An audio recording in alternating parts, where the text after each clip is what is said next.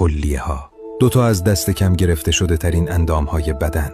فیلترهای کوچیکی به شکل لوبیا که در عمق قسمت پایینی کمر پنهان شدن.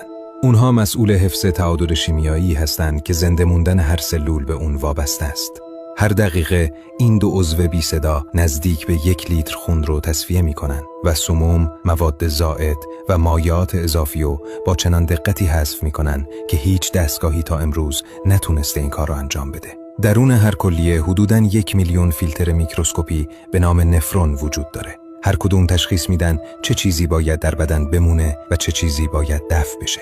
برای محافظت از بدن، کلیه ها به طور مداوم فشار خون رو زیر نظر دارن و با تنظیم هورمون ها به رگ ها دستور میدن چه زمانی منقبض بشن.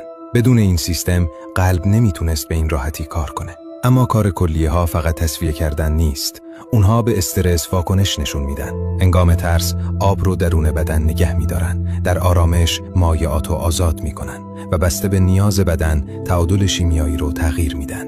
ساکت، مقاوم و به شدت سازگار. کلیه ها در دنیایی پر از تغییر نظم رو حفظ میکنن. اونها فقط فیلتر نیستن، بلکه نگهبان زندگی هن.